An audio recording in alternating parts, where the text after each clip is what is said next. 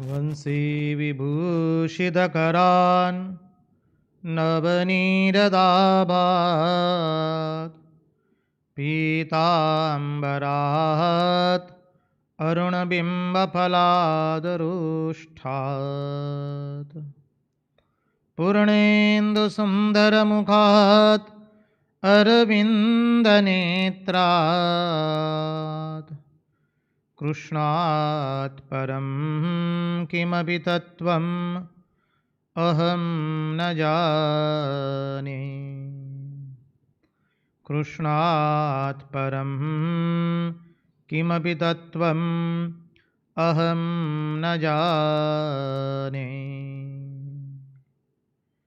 स्वस्ति श्रीगणेशाय नमः।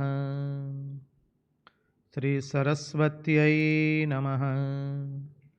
श्रीगुरुभ्यो नमः। नारायणं नमस्कृत्य नरं चैव नरोत्तमं देवीं सरस्वतीं व्यास ततो जयमुदीरयेत्। नमस्ते शारदे देवी सरस्वती मतिप्रदे वसत्वं मम जीवहाग्रे सर्वविद्याप्रदा भव। अखण्डमण्डलाकारं व्याप्तं येन चराचरं तत्पदं दर्शितं येन तस्मै श्रीगुरवे नमः।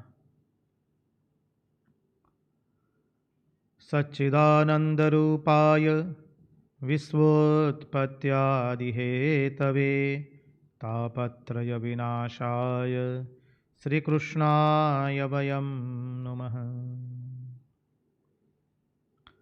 ॐ नमः परमहंसास्वादित चरणकमलचिन्मकरन्दाय भक्तजनमानसनिवासाय श्रीरामचन्द्राय विश्वसर्गविसर्गादि नवलक्षणलक्षितं श्रीकृष्णाख्यं परं धाम जगद्धाम नमामधत्। ॐ स्थापकाय च धर्मस्य सर्वधर्मस्वरूपिणे अवतारवरिष्ठाय रामकृष्णाय ते नमः।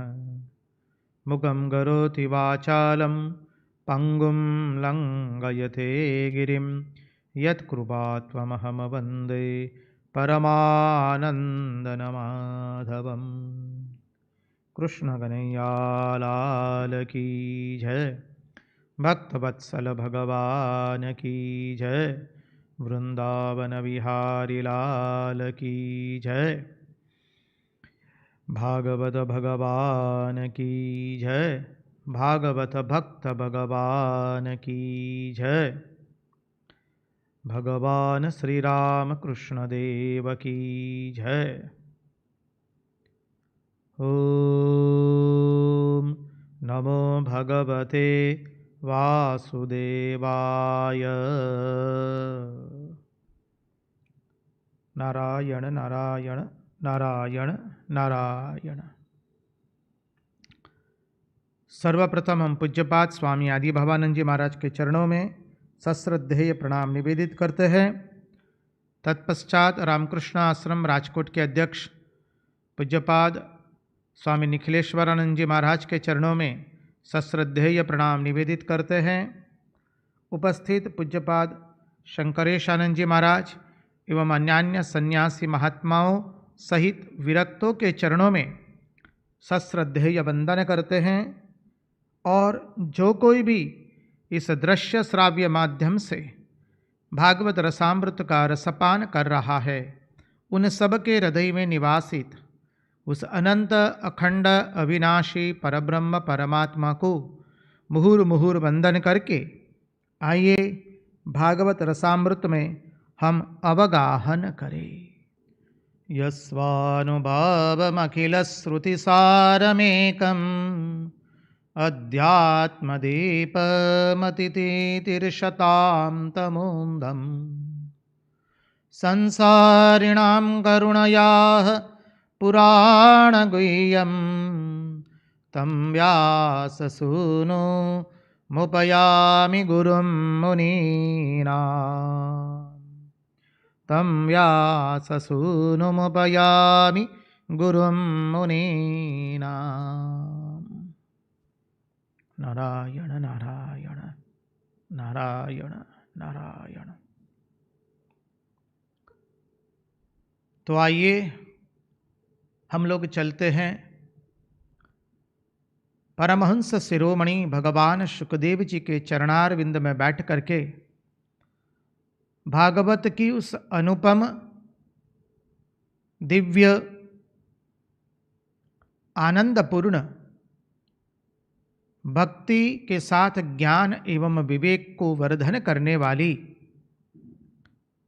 नंद नंदन यशोदा नंदन की अद्भुत लीला में शुकदेव जी महाराज हमें आगे क्या कहते हैं जरा हम देखने का प्रयास करें।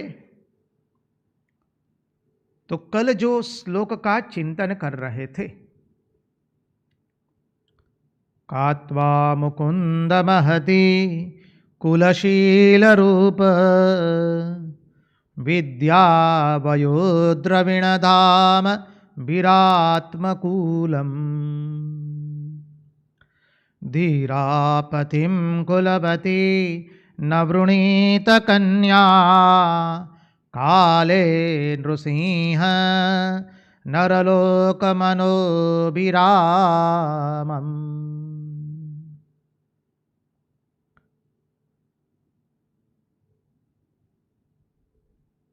कात्वा मुकुंद महती, तत्पश्चात 7 लक्षण कुल शील रूप विद्या वय द्रव्य एवं धाम।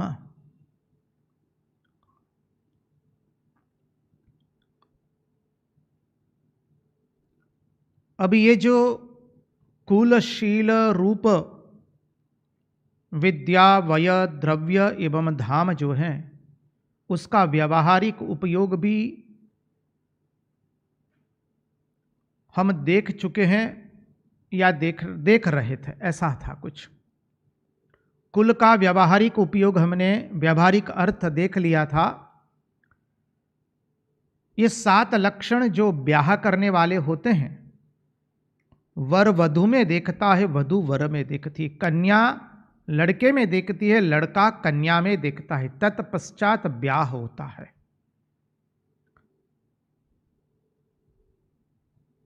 व्यावहारिक अर्थ धर्मशास्त्र बहुत सुंदर समझाता है।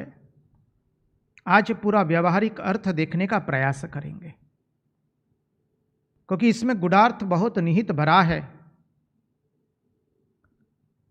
इसका व्यावहारिक अर्थ देखे, जिस व्यक्ति के साथ लड़का कन्या के साथ या कन्या लड़के के साथ ब्याह करने वाली होती है तो उसके कुल को देखा जाता है, क्योंकि कुल के संस्कार हमारे में आते हैं।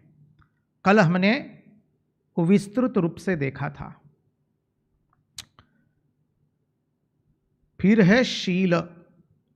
शील अर्थात चरित्र। चरित्र का सामान्य अर्थ आप सब लोग जानते हैं, टू बी मॉरल, नैतिक होना। नैतिकता कब आती है? जब व्यक्ति में आध्यात्मिकता होती है तभी नैतिकता आती है, अधिकांश में। क्योंकि नैतिकता को बांध करके कौन रखता है? धर्म ही। धर्म का प्रथम परिभाषा ही है, धर्म की प्रथम परिभाषा है धारयति इति धर्म। जो हमें धारण करके रखे उसका नाम है धर्म। तो व्यक्ति यदि धर्म का अनुसरण नहीं करता है तो वो अपने चरित्र को सही मार्ग पर रख नहीं पाएगा। उसको अनीति से द्रव्योपार्जन करते हुए कौन अटकाता है? धर्म। उसको किसी का अपमान करते हुए कौन अटकाता है? धर्म। उसको किसी के साथ दगाखोर वृत्ति से कौन अटकाता है? केवल धर्म। उसको पथभ्रष्ट से कौन अटकाता है? धर्म। सब कुछ धर्म ही करता है। धर्म हमारी वृत्तियों पर ब्रेक लगाने का, अंकुश लगाने का कार्य करता है धर्म। इसलिए धारयति इति धर्म। जिसके जीवन में धर्म नहीं है वो पशु समान है। आहार निद्रा भय मैथुनम च समानमेतत् पशुभिर नराणाम धर्मो हि तेषाम अधिको विशेषः धर्मेण हीनः पशुभिर नराणाम। ये धर्म ही हमको बचा करके रखता है। इसी को आप लोग आंग्ल भाषा में विजडम कहते हैं।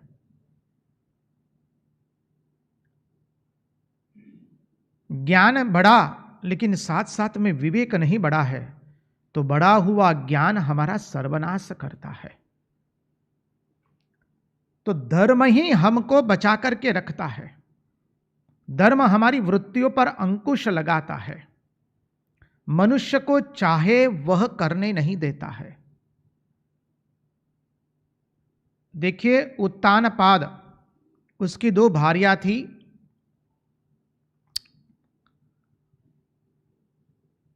दो भार्या, एक है अपने मन से चलने वाली और दूसरी है नीति से चलने वाली। समझिए, हम सबको हमारी मन की रीति पसंद है लेकिन नीति पसंद नहीं है।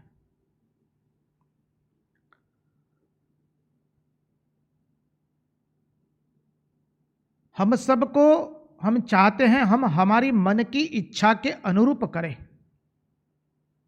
और उस इच्छाओं पर ब्रेक कौन लगाता है, लगाम कौन खींचता है?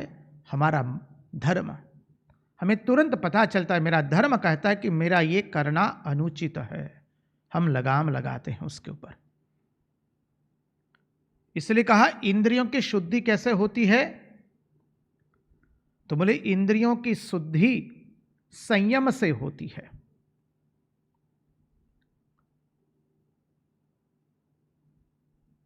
अब देखिए, इसलिए व्यक्ति में जहां धर्म होगा उसका जो शील है वो अक्षुण्ण रहता है।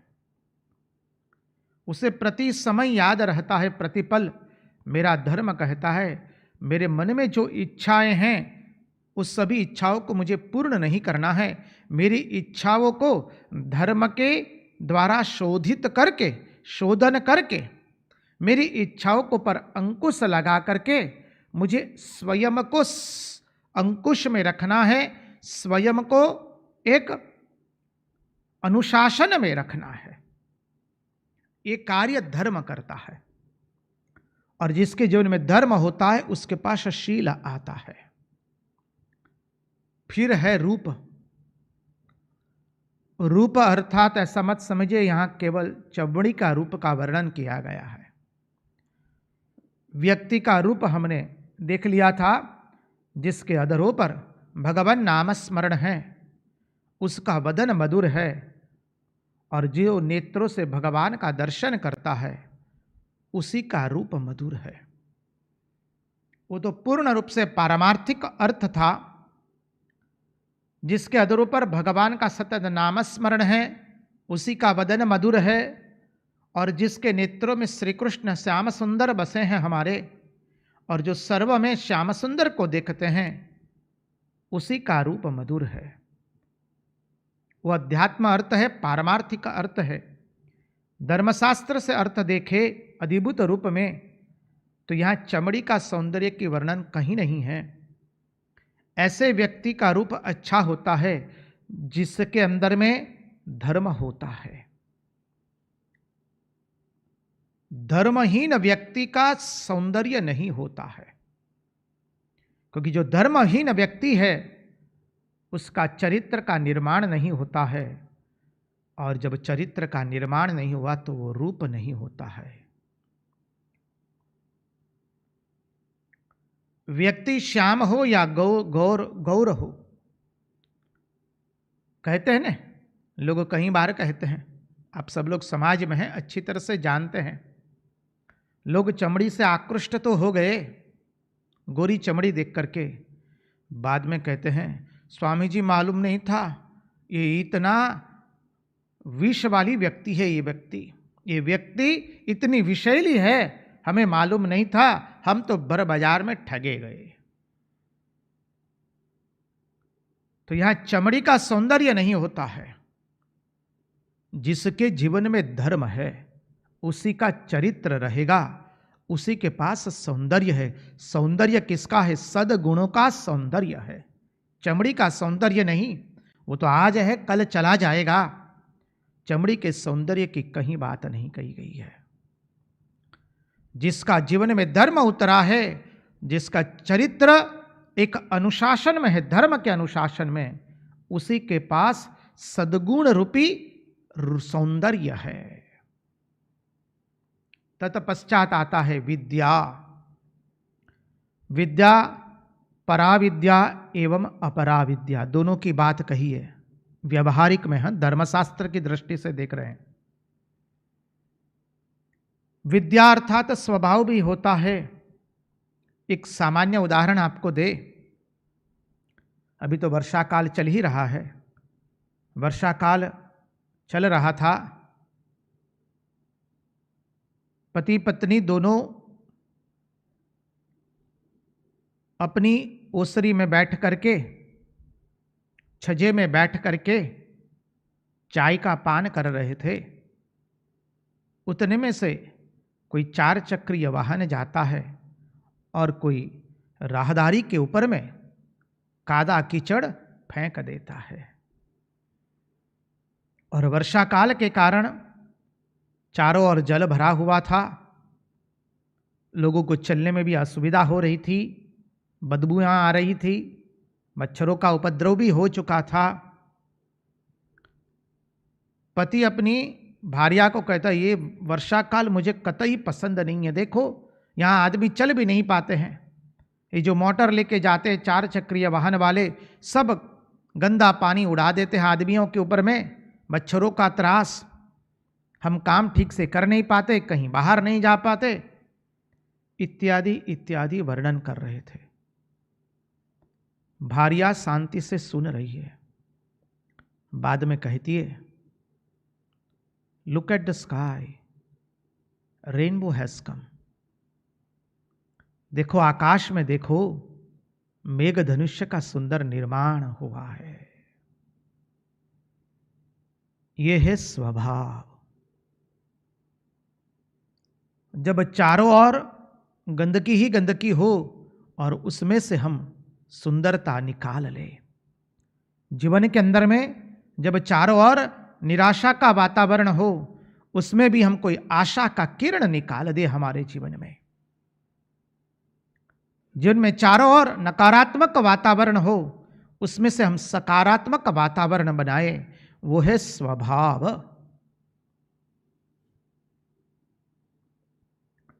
व्यक्ति स्वभाव से परेशान होता है, समझिए।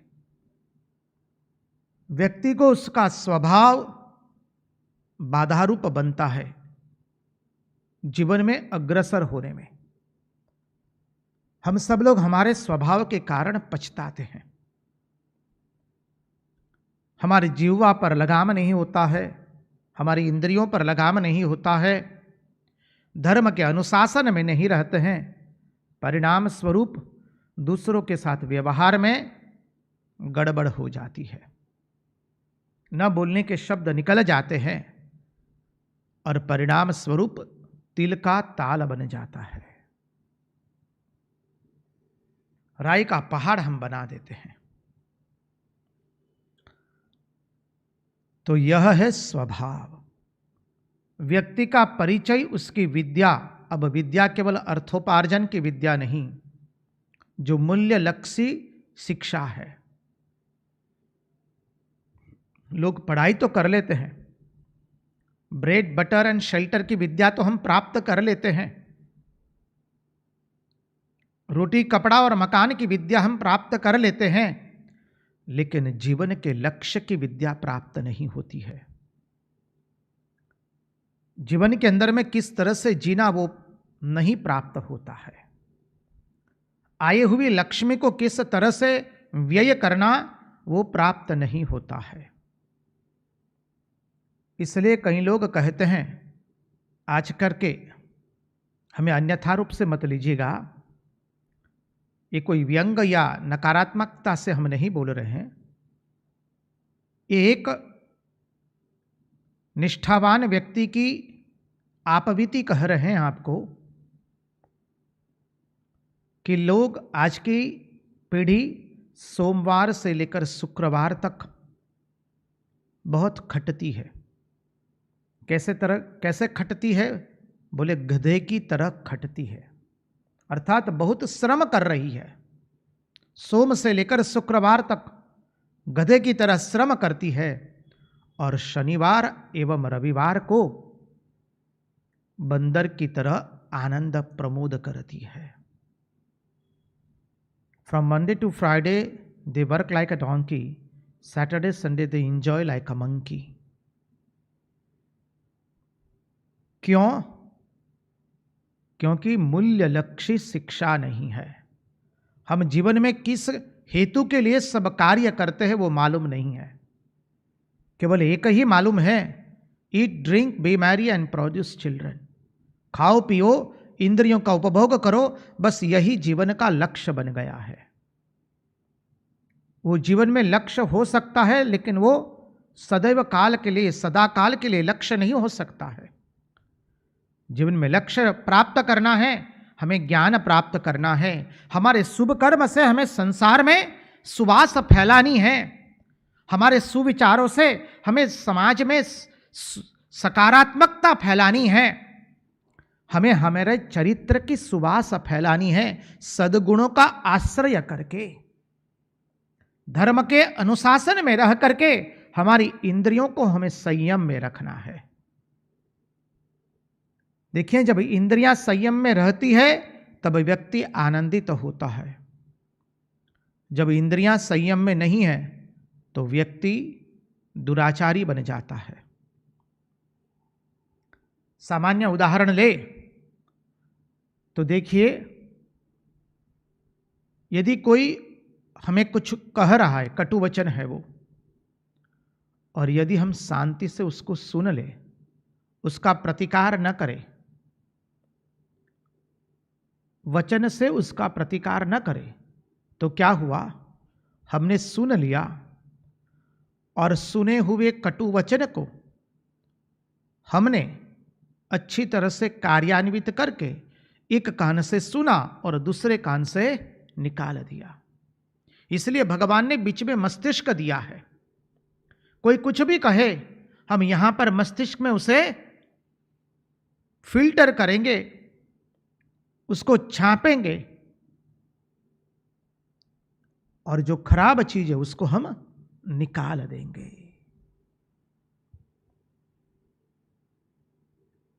छान करके जो अच्छी चीज है उसको रख लेंगे, खराब चीज को निकाल देंगे। इसलिए कहते हैं not to react is a great sadhana.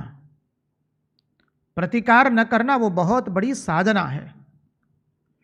प्रतिकार करने में तो सभी लोग होशियार बन जाते हैं, बुद्धिमान बन जाते हैं। प्रतिकार करने में मन के ऊपर कोई अंकुश की आवश्यकता नहीं रहती है। अब इस अर्थ को भी गलत दृष्टि से मत देखिएगा।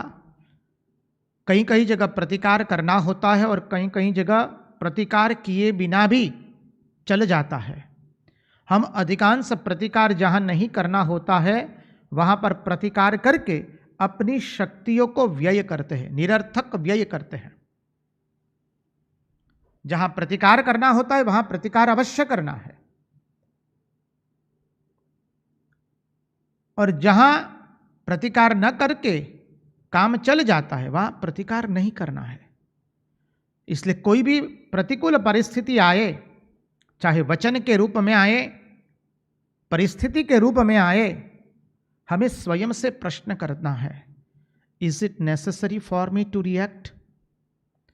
क्या मेरे लिए यह आवश्यक है इसका प्रतिकार करना? द्वितीय सोपान, is it good for me to react? क्या ये मेरे लिए अच्छा होगा, सुंदर होगा उसका प्रतिकार करने का? Is it good for me to react? Is it necessary for me to react? And if answer comes no, then don't react. और जब उत्तर मिलता है कि प्रतिकार करने की कोई जरूरत नहीं है, प्रतिकार मत कीजिए. Let us learn to reflect, not to react. हम लोग रिफ्लेक्ट नहीं कर पाते हैं, हम लोग रिएक्ट करते हैं. हम प्रतिकार करने में होशियार हो जाते हैं, लेकिन उसका अवलोकन करके उसको शांति से समझने की कोशिश नहीं करते हैं,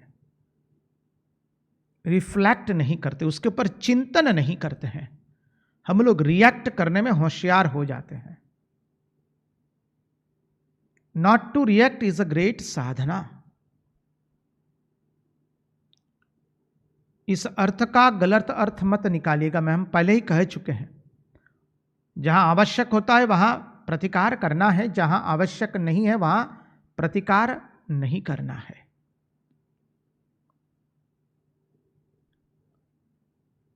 तो ये स्वभाव हुआ. Not to react is a great sadhana. सब समय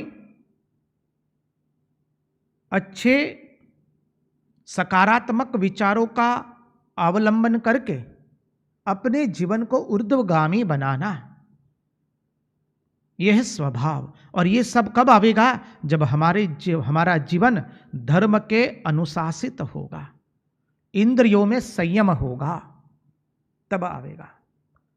इसलिए विद्या तत्पश्चात वही आप लोग अच्छी तरह से जानते हैं.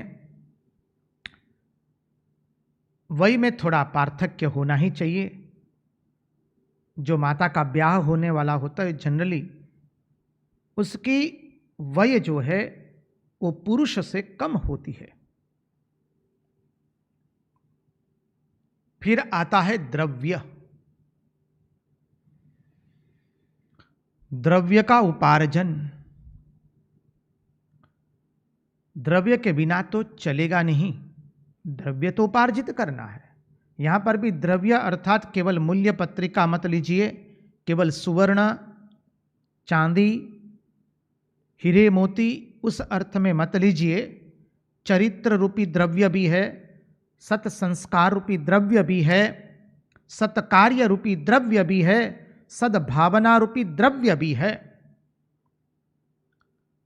तो द्रव्य जो अर्जित करेंगे वो कैसे द्रव्य अर्जित करेंगे? धर्म की मर्यादा में. किए हुए द्रव्य का हम सदुपयोग करेंगे. देखिए, द्रव्य का उपयोग जहां से होगा, जिस तरह से उपयोग होगा उस तरह से समझ में आवेगा कि द्रव्य कहां से आया है. इसलिए द्रव्य का सदुपयोग करेंगे. भगवान ने 5 रुपया दिया है तो उसमें से 50 पैसा तो हम या 1 रुपया तो हम संसार के सेवा के लिए उपयोग में ला सकते हैं, और ये लाना ही चाहिए. द्रव्य की शुद्धि होती है दान करने से, मन की शुद्धि होती है ध्यान करने से, और शरीर की शुद्धि होती है स्नान करने से. इंद्रियों की शुद्धि होती है संयम से. चित्त वृत्तियों, मन की चित्त वृत्तियों की शुद्धि होती है पवित्र चिंतन करने से. बुद्धि की शुद्धि पवित्र चिंतन करने से होती है. इसलिए कहा बुद्धि कर्मानुसारेण. बुद्धि हमने किए हुए कर्म के मुताबिक ही हमें मार्गदर्शन देती है. इसलिए बुद्धि को पवित्र बनाना है तो ज्ञान को पवित्र बनाना पड़ेगा. ज्ञान पवित्र बनेगा तो भावना पवित्र बनेगी, और जब भावना पवित्र बनेगी तो कार्य पवित्र बनेगा. इसलिए द्रव्य तो उस रास्ते से हम अर्जित करेंगे कि जहां पर उस द्रव्य का उपार्जन करने में हमारे शरीर में से पसीने की सुगंध निकली है. अन्यथा जो द्रव्य हमने अपने मेहनत से कमाया नहीं है, अन्य रीत से आया है, उस द्रव्य की कीमत हमें नहीं होती है। इसलिए द्रव्य उपार्जन करेंगे और द्रव्य का सदव्यय भी करेंगे। जीवन में एक नियम बना लीजिए। अपने यहाँ तो नियम है, जब घर के अंदर में आप चावल, गेहूं, दाल इत्यादि भरते हैं, सालाना भर का भर लेते हैं, तो पहले उसमें से हम भगवान के मंदिर में जाकर के देकर आते हैं। चावल, गेहूं, तेल, दाल इत्यादि। जो व्यवसाय करते हैं, जब व्यवसाय में मुनाफा होता है तो पहले वो भगवान के चरणों में देकर के आते हैं। कर्मचारी लोग जो महीने की, माह की तनख्वाह मिलती है, पहले तनख्वाह में से भगवान के मंदिर में कुछ रख करके आते हैं, तत्पश्चात उस में से व्यवहार किया जाता है। अर्थात ये भगवान की प्रसादी हो गई, ये द्रव्य का सदव्यय है। बहुजन हिताय बहुजन सुखाय के लिए हमें द्रव्य की सदगति कर, द्रव्य को सदव्यवहार में व्यतीत करना है। द्रव्य को सदव्यवहार में द्रव्य का उपयोग करना है।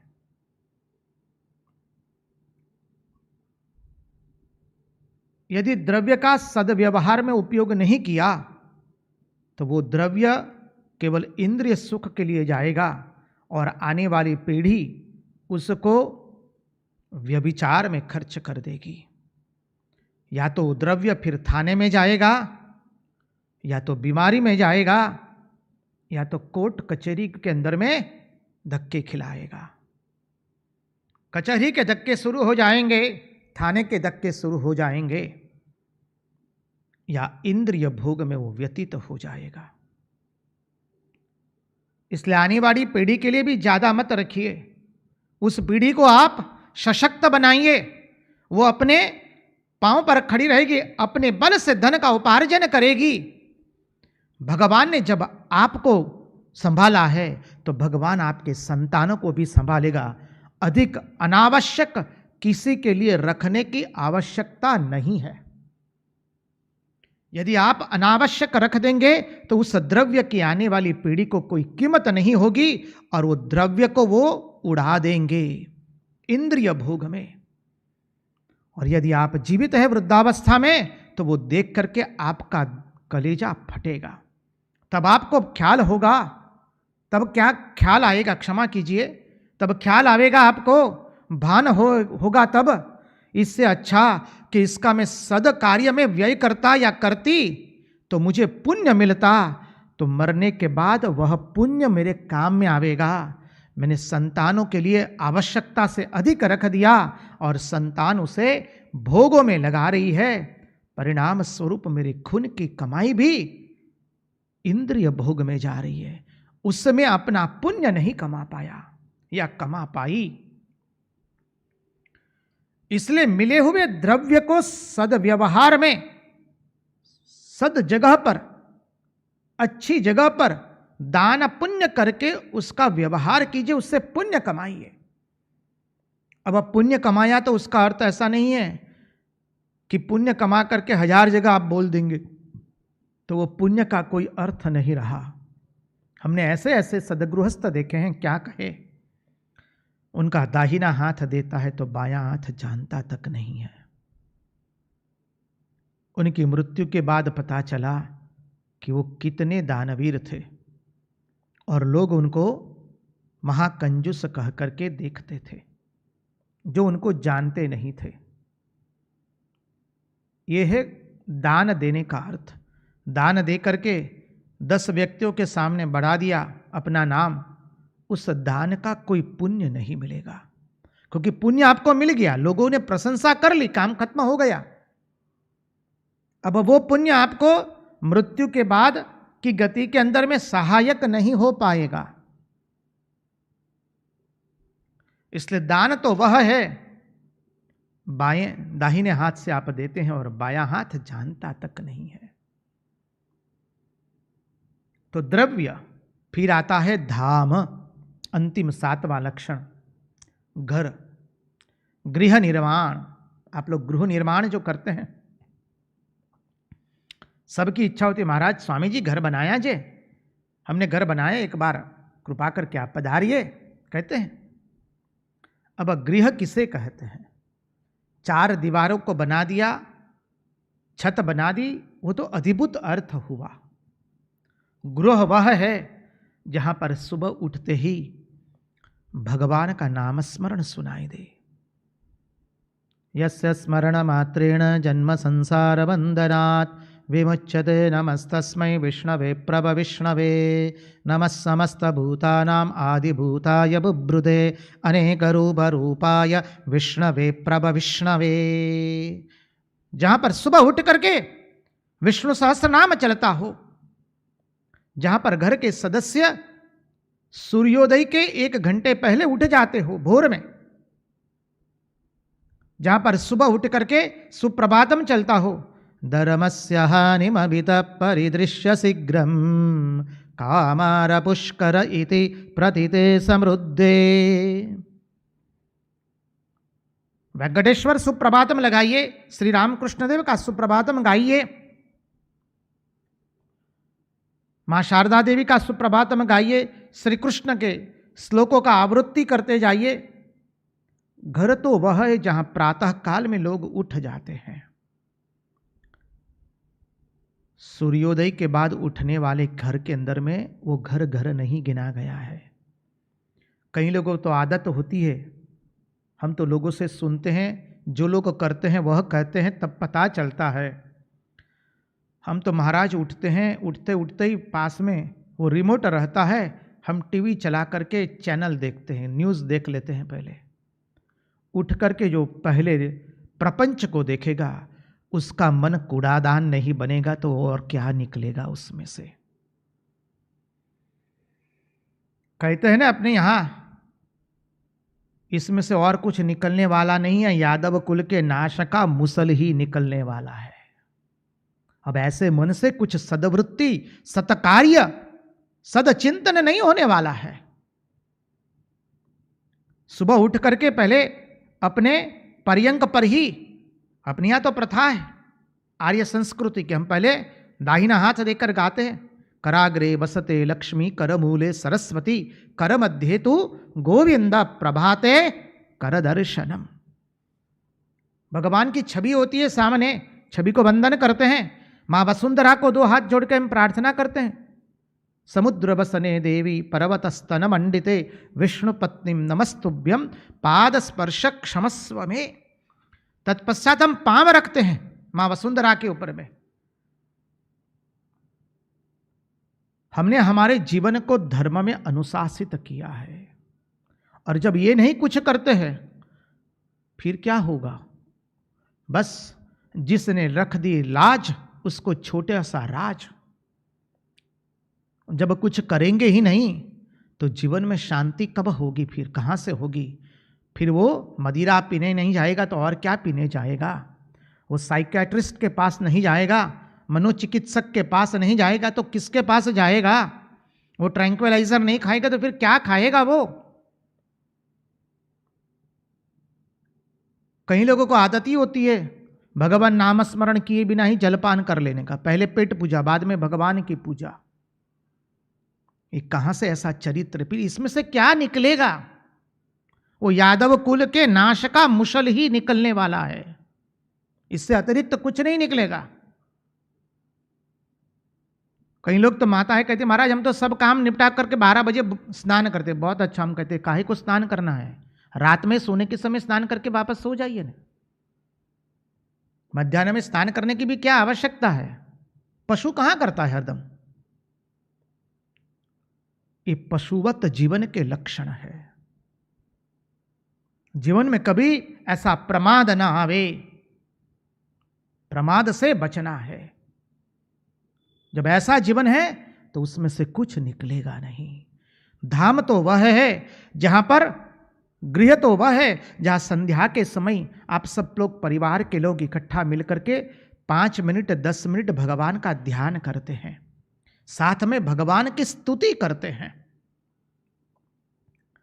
आप लोगों को डाइनिंग टेबल पर बैठ करके इकट्ठा भोजन करने का समय है, लेकिन इकट्ठा मिल करके भगवान का ध्यान करने का, प्रार्थना करने का, जप करने का, स्तुति करने का समय नहीं है।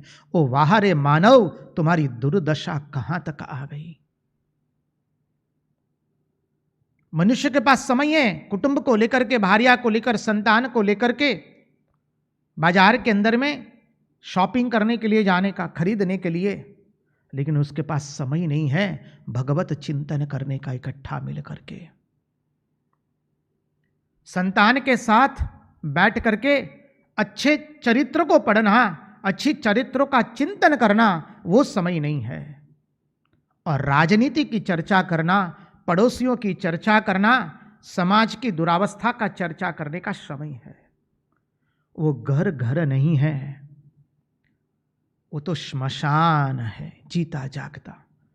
फिर जहां पर एक दूसरे के साथ वैर वैमनस्व नहीं होगा, ऐसी जगह में शांति और आनंद का वातावरण कतई नहीं होने वाला है। इसलिए 7 लक्षण है। इसलिए धर्मशास्त्र में बहुत सुंदर कहा गया है कि व्यक्ति ब्याह करने के उपयुक्त कब बनता है। ब्याह, लग्न, विवाह जो कहना है कह लीजिए। जब व्यक्ति अपने जीवन के अंदर में सत्कार्य अर्थात निस्वार्थ कार्य शुरू करता है, तभी व्यक्ति ब्याह के अनुकूल बनता है, तब व्यक्ति ब्याह करने के योग्य गिना गया है। धर्मशास्त्र में स्पष्ट अक्षरों में लिखा है।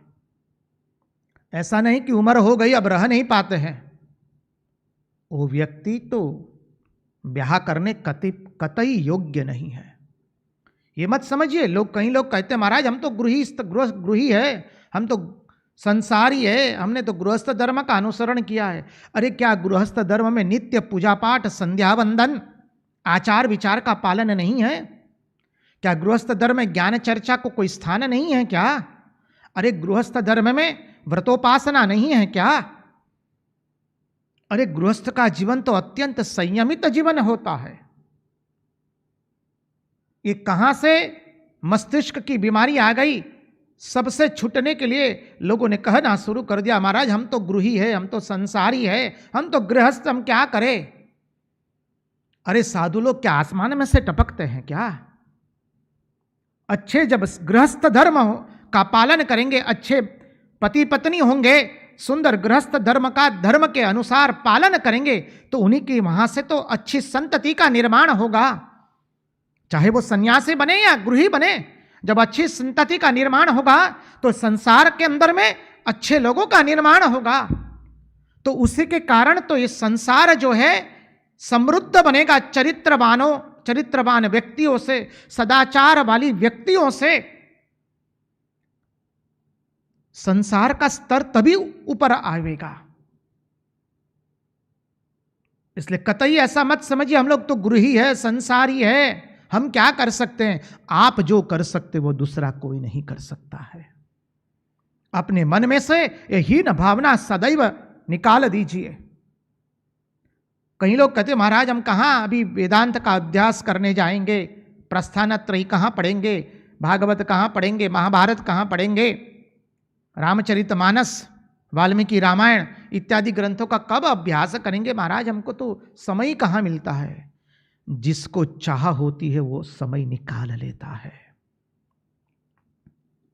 हम तो आपको क्या क्या कहे, हमें अन्यथा रूप से मत लीजिए। हम तो ऐसे ऐसे सदगृहस्थों को देखे हैं। अरे कैसे सदगृहस्थ है जो दिन में 4 बार संध्या वंदन करते हैं, बड़े डॉक्टर है, बड़े उच्च पद पर रह चुके हैं और अच्छा जीवन व्यतीत करते हैं, धर्म के आज्ञा में रह करके जीवन व्यतीत करते हैं। गुरु की आज्ञा में वो अपने गुरु की आज्ञा में जीवन व्यतीत करते हैं, उन पर गुरु कृपा भी हुई है। जब जीवन धर्मानुशासित होता है तब गुरु कृपा होती है और उसका अनुभव होता है। और जब धर्म के अनुशासित है, इतने बड़े पद पर पदासीन होने पर भी दिन में 4 बार संध्या करते थे। इसलिए जहां चाह होती है वहां राह होती है। व्यस्त जीवन रहा उनका, अनेक संस्थाओं से जुड़े हुए रहे, अनेक सुंदर समाज की सेवा, अनेक विध तबीबी क्षेत्र से लेकर अनेक विध क्षेत्रों में उन्होंने समाज की सेवा की है।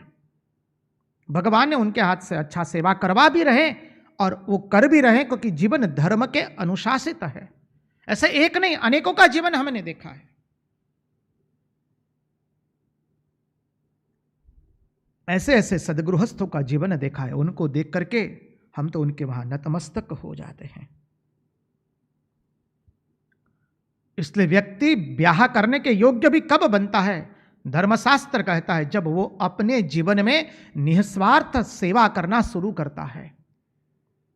जीवन में जब व्यक्ति निष्काम कर्म करता है समाज के लिए, समाज की सेवा करना शुरू करता है निस्वार्थ भाव से, तब वो ब्याह करने उपयुक्त होता है।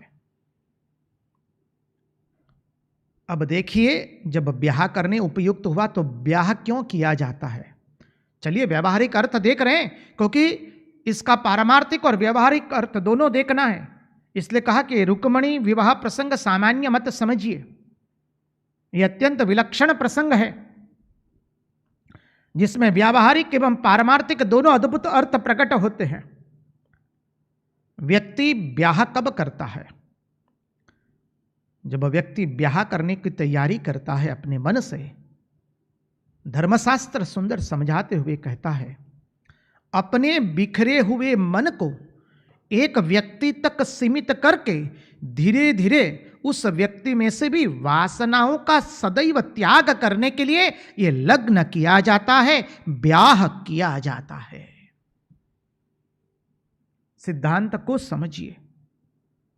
बिखरे हुए मन को एक व्यक्ति तक सीमित करके,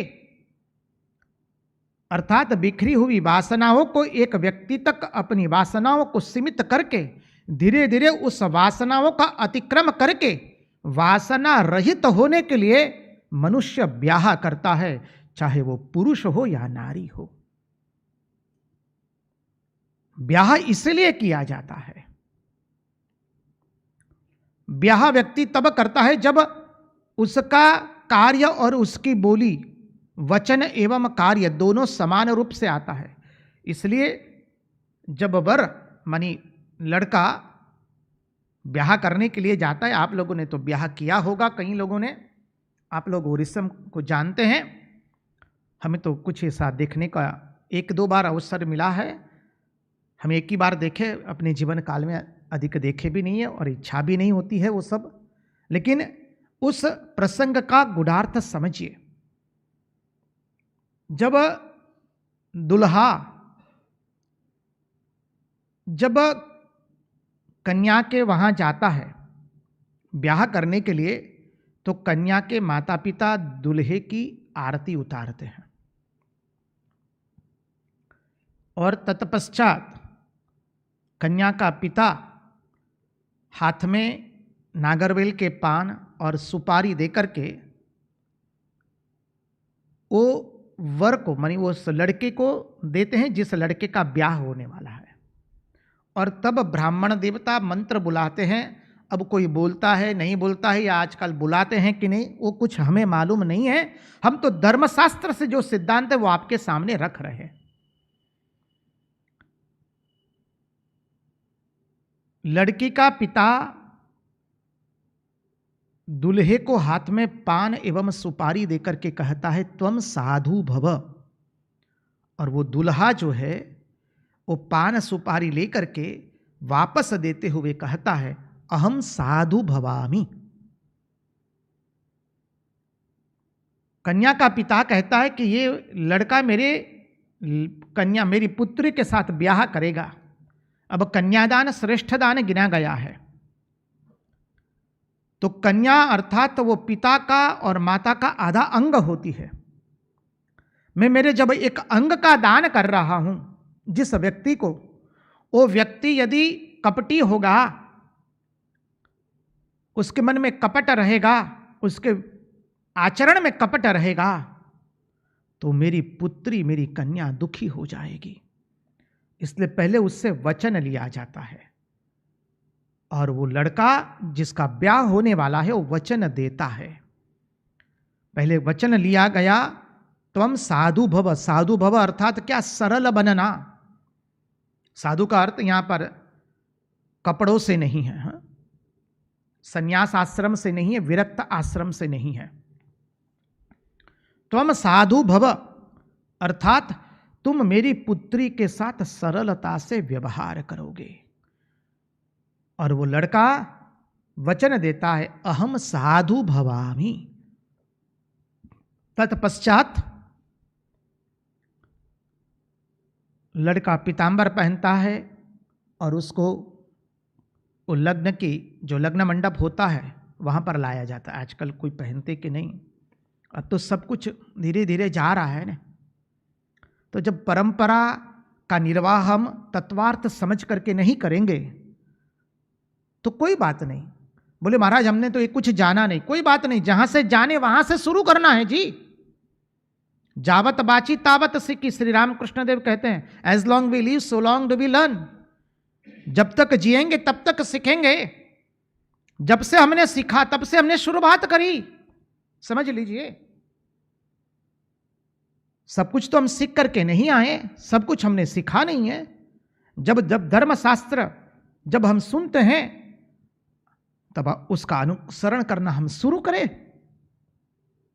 पीतांबर पहन करके उसको बैठाला जाता है और कन्या के माता पिता उसके पांव धो देते हैं, पांव धोते हैं। क्यों?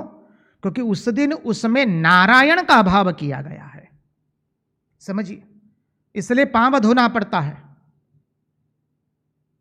पांव धोए जाते हैं, दुल्हा के, वर के, कन्या के माता पिता धोते, क्योंकि उसमें उस दिन उसमें नारायण का भाव किया गया है।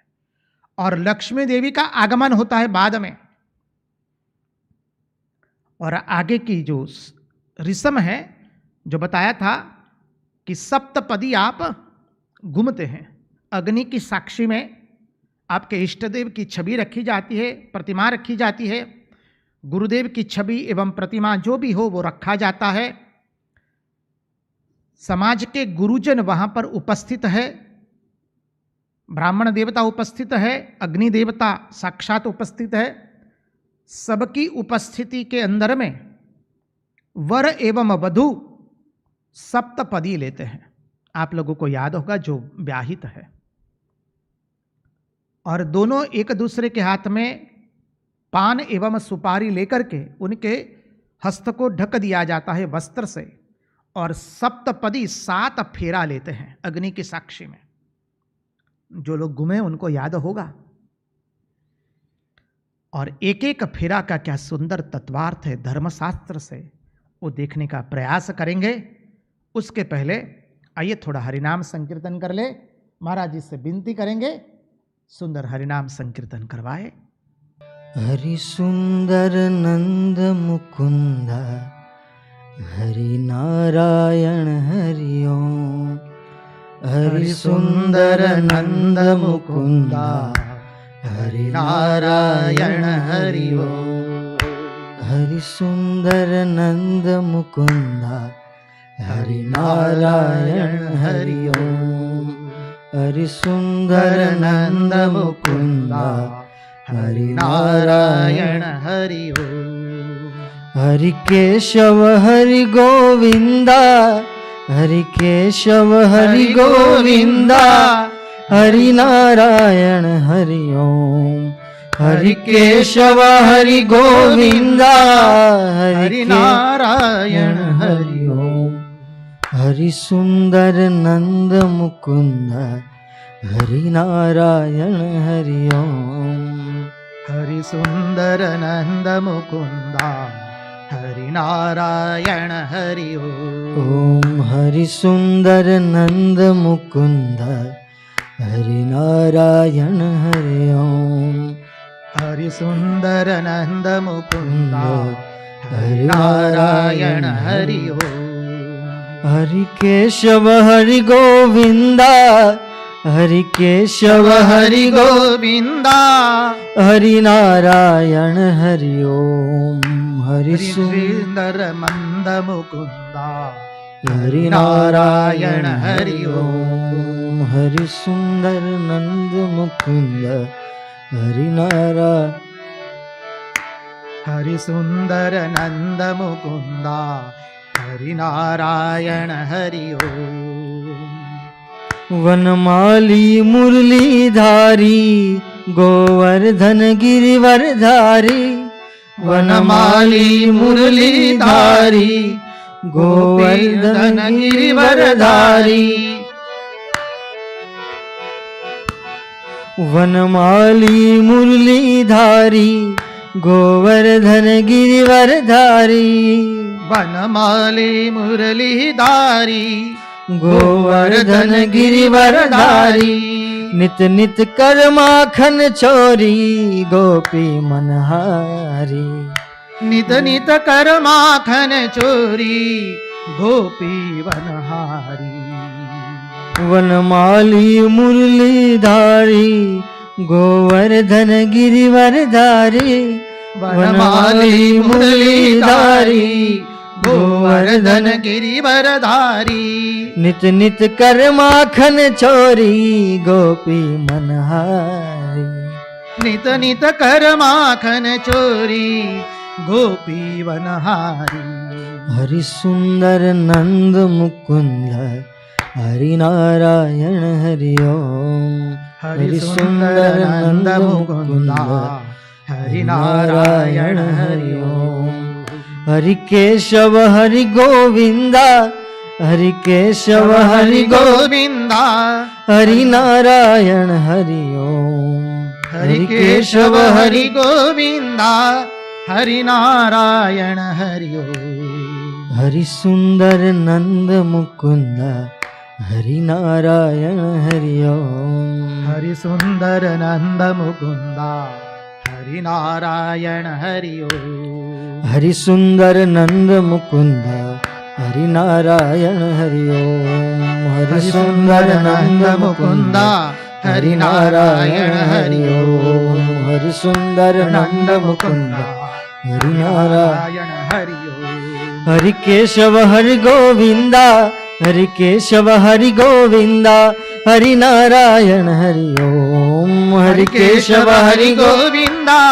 हरि नारायण हरि ओम हरि सुंदर नंद मुकुंद हरि नारायण हरि ओम हरि सुंदर नंद मुकुंदा हरि नारायण हरि ओम वनमाली मुरलीधारी गोवर्धन गिरिवरधारी वनमाली मुरलीधारी गोवर्धन गिरिवरधारी वनमाली मुरलीधारी गोवर्धन गिरिवरधारी वनमाली मुरलीधारी गोवर्धन गिरिवरधारी नित नित कर माखन चोरी गोपी मनहारी नित नित कर माखन चोरी गोपी मनहारी वनमाली मुरलीधारी गोवर्धन गिरिवरधारी वनमाली मुरलीधारी गोवर्धन गिरिवरधारी नित नित कर माखन चोरी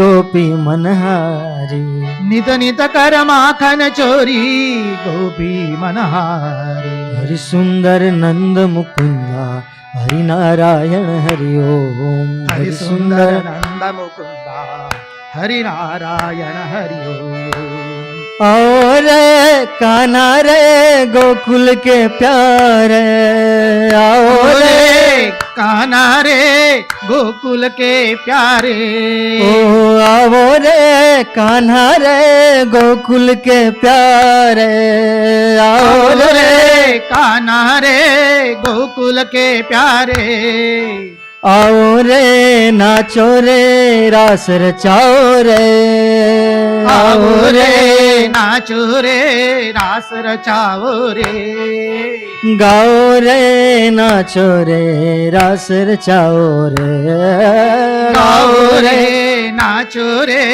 रास रचाओ रे आओ रे कान्हा रे गोकुल के प्यारे, आओ रे कान्हा रे गोकुल के प्यारे, आओ रे कान्हा रे गोकुल के प्यारे, आओ रे कान्हा रे गोकुल के प्यारे, ओ आओ रे कान्हा रे गोकुल के प्यारे, आओ रे कान्हा रे गोकुल के प्यारे, आओ रे कान्हा रे गोकुल के प्यारे, आओ रे कान्हा रे गोकुल के प्यारे।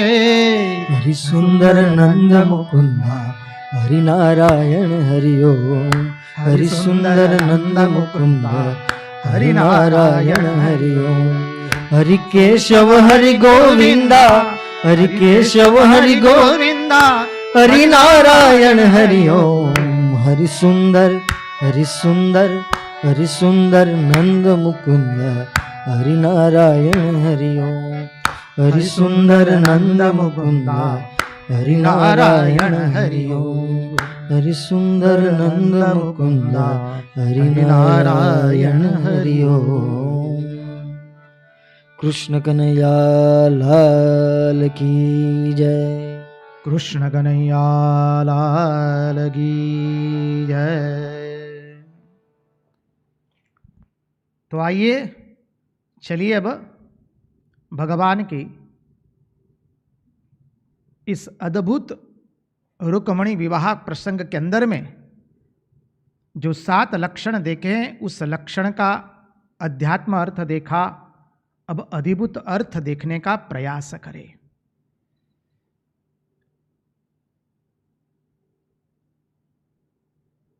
तो हमारा चिंतन चल रहा था जो सप्तपदी आप लेते हैं, अग्नि की साक्षी में, गुरुजनों की साक्षी में आपके इष्ट देव की छवि या प्रतिमा रखी जाती है, गुरु की छवि एवं प्रतिमा रखी जाती है, ब्राह्मण लोग उपस्थित रहते हैं, भूदेव ब्राह्मण,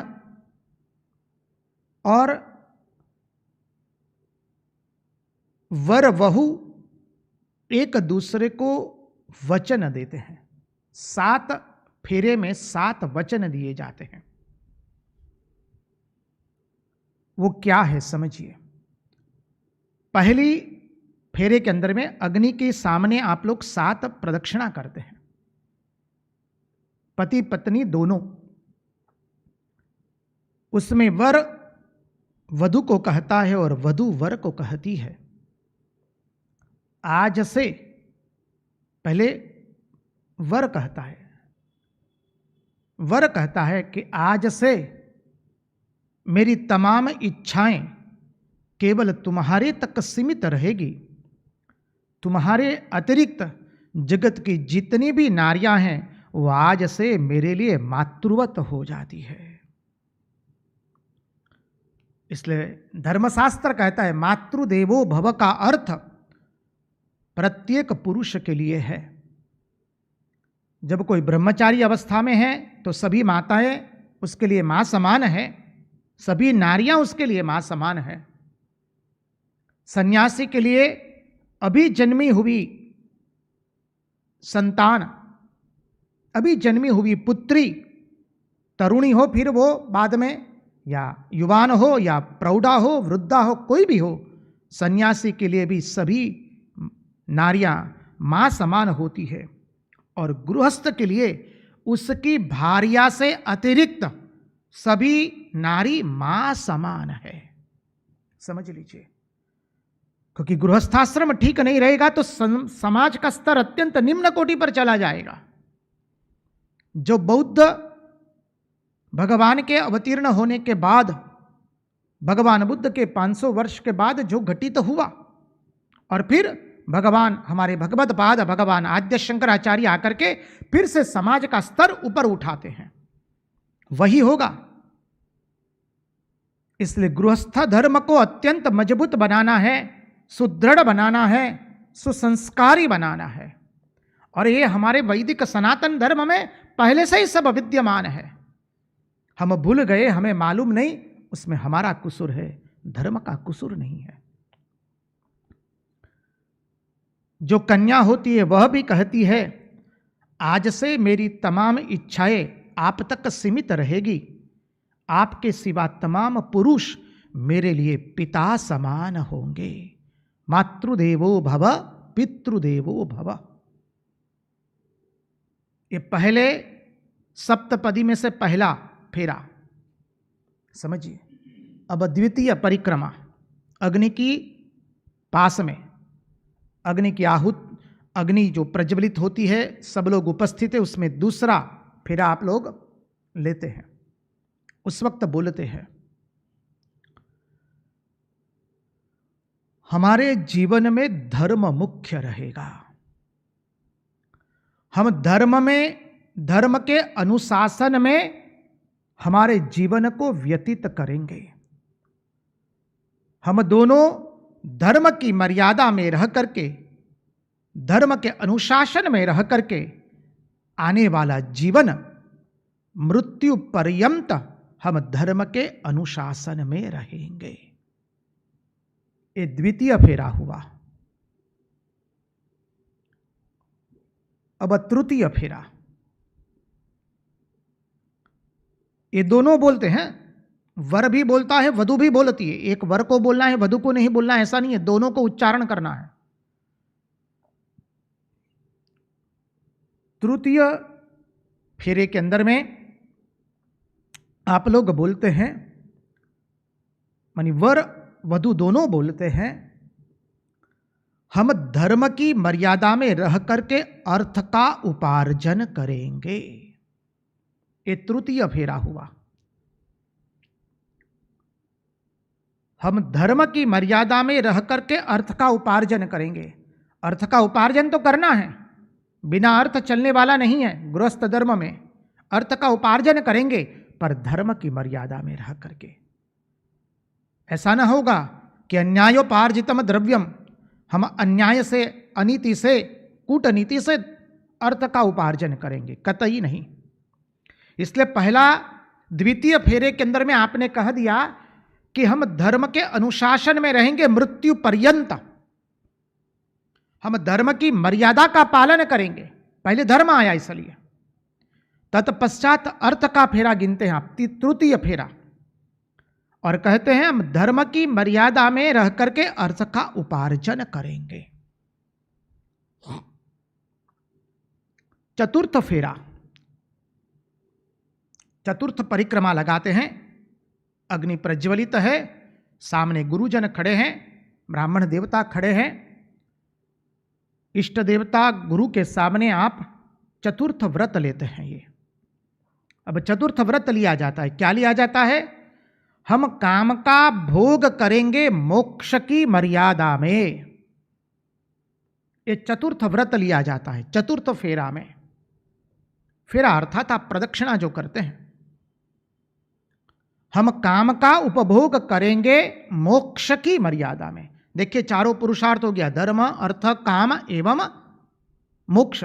अभी काम पुरुषार्थ हो गया है, 3 पुरुषार्थ आ गए, धर्म आ गया, अर्थ आ गया और काम आ गया। काम का भोग करना है लेकिन मोक्ष की मर्यादा में। धर्मस्य या अपवर्गस्य नार्थोत्थायोपकल्पते नार्थस्य धर्मैकान्तस्य कामो लाभाय हि स्मृतः कामस्य नेन्द्रियर प्रीतिर लाभो जीवेत यावता जीवस्य तत्व जिज्ञासा नार्थो यश्चेह कर्मभिः। श्रीमद् भागवत प्रथम स्कंद हमने चर्चा की है, चिंतन किया है उसका। धर्मस्य या अपवर्गस्य, अपवर्ग को छुड़ाने के लिए धर्म है, और धर्मस्य अपवर्गस्य नार्थोत्थायोपकल्पते कल्पते, जीवन केवल अर्थोपार्जन करने के लिए नहीं मिला है, काम का भोग करने के लिए नहीं मिला है। धर्म का फल है मोक्ष, इसलिए धर्मस्य अपवर्गस्य संधि विच्छेद करेंगे। धर्मस्य अपवर्गस्य नार्थोत्थायोपकल्पते, अर्थ से हम धर्म का अनुसरण करेंगे और धर्म से हमें मोक्ष मिलेगा। धर्म कभी अर्थ देता नहीं है, धर्म केवल मोक्ष ही देता है, समझिए। तो महाराज आप कहेंगे महाराज यहां पर आपने कहा कि द्वितीय व्रत जो लिया जाता है वो लिया जाता है कि धर्म की मर्यादा में रह करके अर्थोपार्जन करेंगे, अर्थात सत प्रवृत्ति से, सद प्रवृत्ति से मेहनत का पसीना बहा करके हम लक्ष्मी का उपार्जन करेंगे। किसी के वहां डकैती डाल करके या अनीति से अन्याय पूर्वक छल कपट करके अर्थ का उपार्जन नहीं करेंगे। इसलिए धर्म का फल मोक्ष है। और अर्थ से क्या होता है? धनात धर्म, धन से धर्म का अनुसरण हुआ। तो जब जो धर्म अर्थ मिला है उससे हम धर्म का अनुसरण करेंगे। इसलिए मां शारदा देवी कहती है, जिसके पास है वो दे और जिसके पास नहीं है वो जप करे। एक बहुत सुंदर गुढ़ार्थ है मां का, मां शारदा देवी। बंग भाषा में कहते हैं, हमसे गलती न हो तो, गलती हो तो क्षमा भी कर दीजिएगा, हमें इतनी वो भाषा आती नहीं है। जार काछे आछे से दय और जार काछे नोय से जपे। ठीक हुआ ना जी? तो जिसके पास है वो दे, अर्थात जिसके पास है वो दे, जिसके पास जो भी अर्थ है वो दे, दूसरों की सेवा के लिए दे, बहुजन हिताय बहुजन सुखाय के लिए वो अर्थ का सदुपयोग करे। तो उससे क्या हुआ? उसने धर्म का अनुसरण किया, और धर्म का अनुसरण करने से उसे फल क्या मिलेगा? मोक्ष रूपी फल मिलेगा। मोक्ष क्या है? बंधनों से मुक्ति, द्वंद्वों से मुक्ति, वह मोक्ष है। तो ये चतुर्थ व्रत हो गया आपका। और पंचम व्रत में कन्या को आगे किया जाता है। अब तक वर आगे था, अब वधू को आगे किया गया। पंचम व्रत में कहते हैं, पति पत्नी एक दूसरे से कहते हैं, हम जीवन के अंदर में, हमारे जीवन में एक सच्चरित्र संतान को जन्म देकर के हम समाज के ऋण को उतारने का प्रयास करेंगे।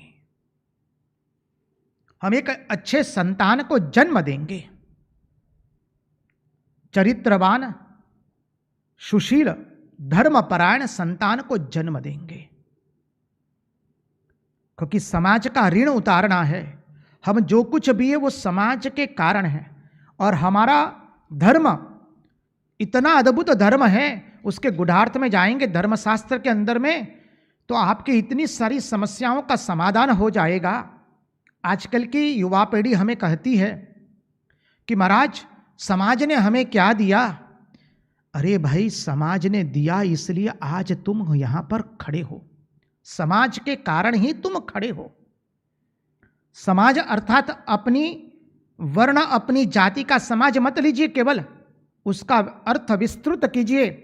आप जहां हैं, जिस बहुमाली भवन में आप निवासित है, जिस भवन के अंदर में आप निवासित है, वहां के पड़ोसी आपका समाज हो गया।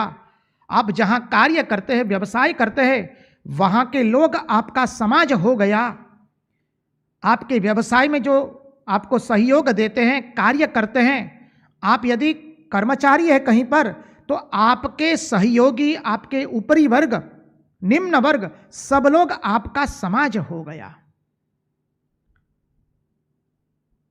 जिस नगर में आप निवासित है, जिस मोहल्ले में आप निवासित है, जिस गली में आप निवासित है, वो वहां के रहने वाले, वहां के रहवासी आपका समाज हो गया। और हमारा धर्म कहता है कि पहले सब समय पूछना है, मैंने समाज को क्या दिया?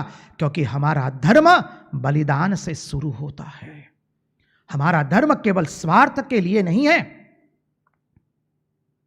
इसलिए जब हमने चिंतन किया था सनातन धर्म के 3 महत्वपूर्ण सिद्धांत, उसमें याद रखिए पहला ही है आत्मसंयम, सेल्फ कंट्रोल।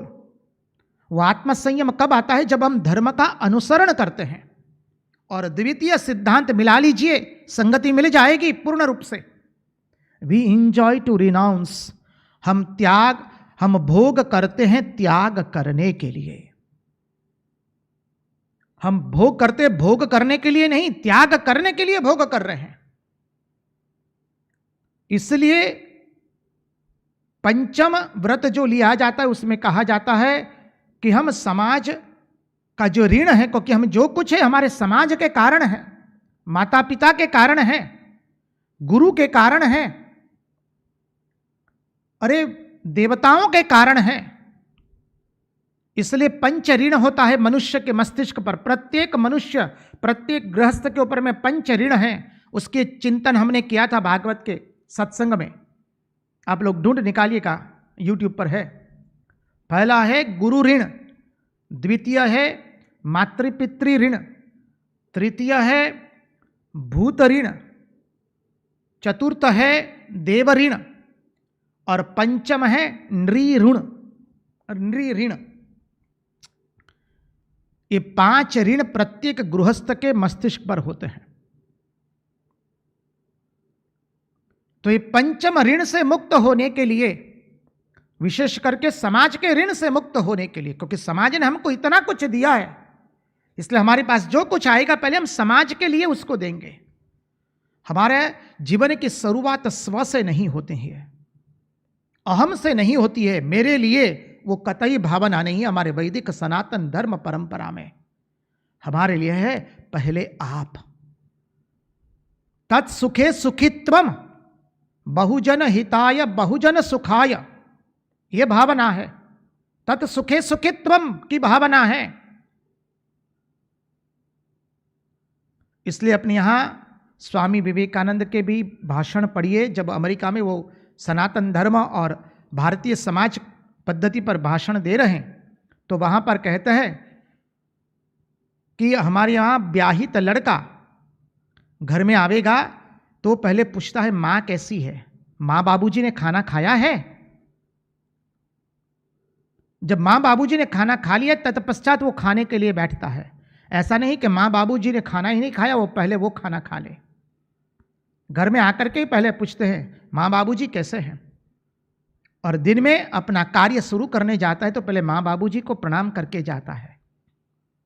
आने के बाद मां बाबूजी को प्रणाम करता है पहले। ये अपनी वैदिक सनातन परंपरा है। इसलिए पंचम व्रत आपने लिया है कि हम एक अच्छे संतान को जन्म दे करके हमारे पर से समाज का ऋण उतारने का प्रयास करेंगे।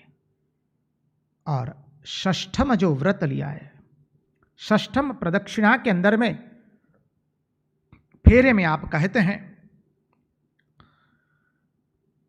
अब कन्या को आगे किया गया है, क्योंकि जब कन्या किसी संतान को जन्म देने वाली बनती है तब से वो घर की मुख्य व्यक्ति बन जाती है, क्योंकि मां ही संतान को पहले सत संस्कार देती है। मां के संस्कार ही अत्यंत महत्वपूर्ण भाग रखते हैं। इसलिए पहले कन्या को पंचम फेरे से आगे किया गया है और कहते हैं कि संतान के जन्म होने के बाद घर की मुख्य व्यक्ति आप बनते हैं। आप संतान को संस्कार देती है। इसलिए गुजराती भाषा में शिक्षक के लिए बहुत सुंदर शब्द है। ये शब्द हमने दूसरी कोई भाषा में नहीं देखा है, प्रांतीय भाषाओं में, और हमारे गुजराती भाषा में शब्द बनता है मास्तर। शिक्षक वह है जो मां का स्तर है उसकी पूर्ति करता है। इसलिए शिक्षक के लिए गुजराती भाषा में शब्द है मास्तर, जो मां के स्तर की पूर्ति करता है। पहला शिक्षक बनता है मां और द्वितीय शिक्षक बनता है मास्टर। जो मां का स्तर की पूर्ति करता है वो मास्टर होता है।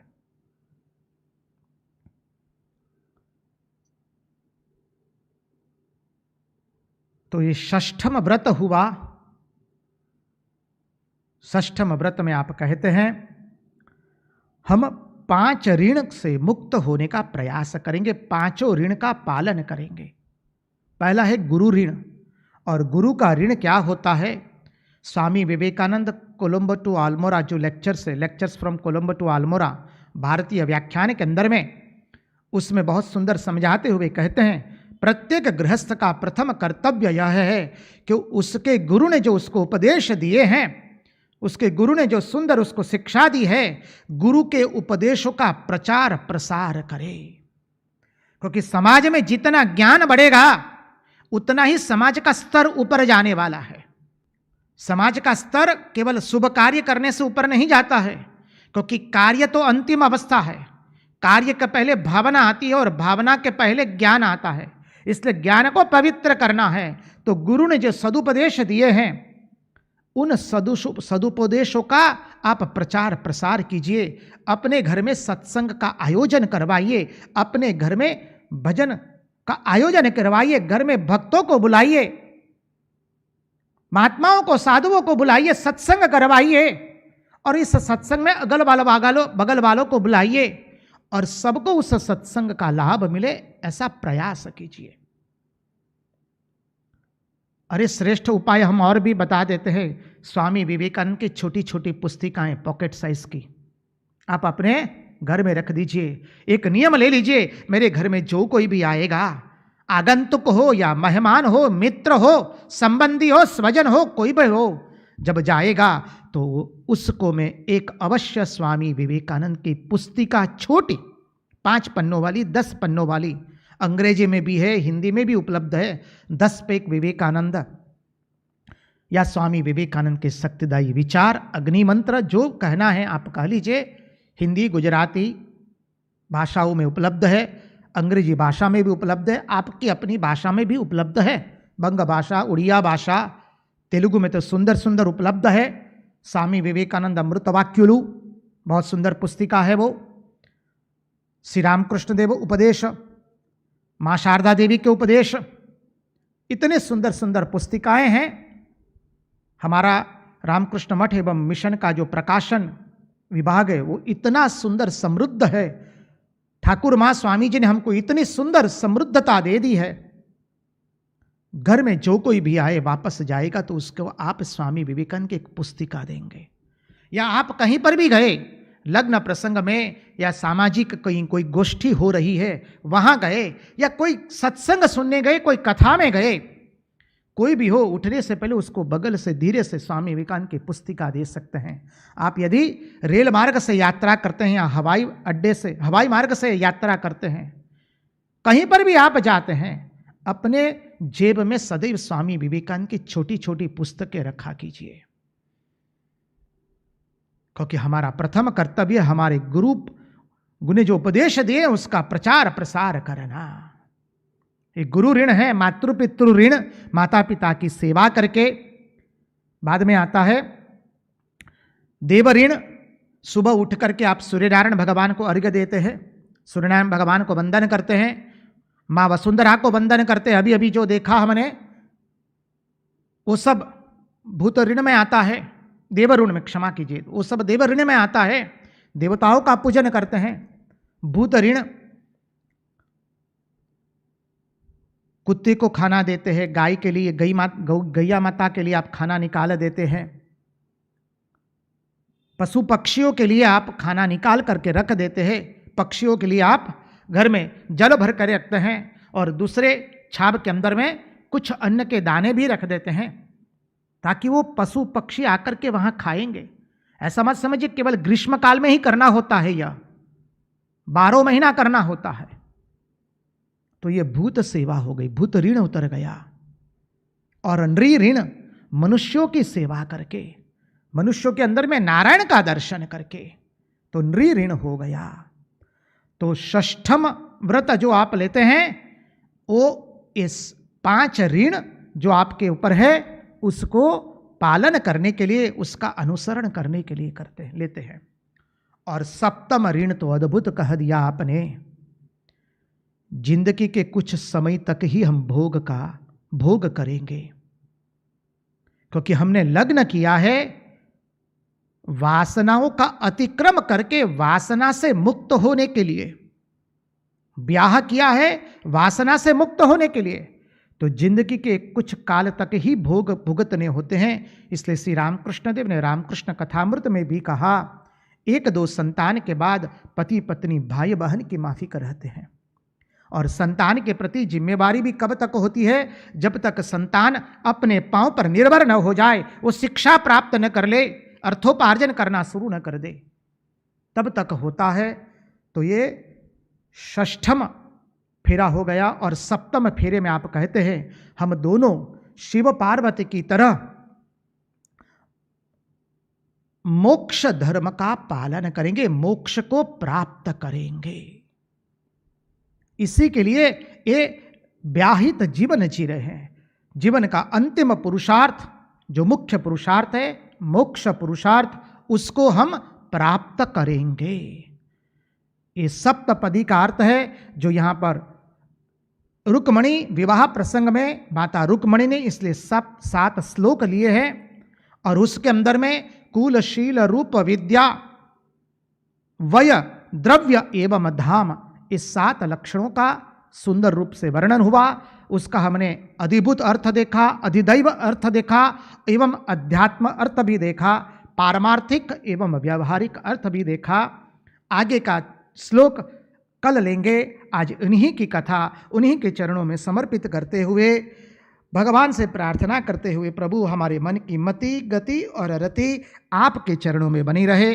कृष्ण कन्हैया लाल की जय, भक्तवत्सल भगवान की जय, वृंदावन विहारी लाल की जय, सब संतन की जय, सब भक्तन की जय। ओम नमः पार्वती पतये, हर हर महादेव हर।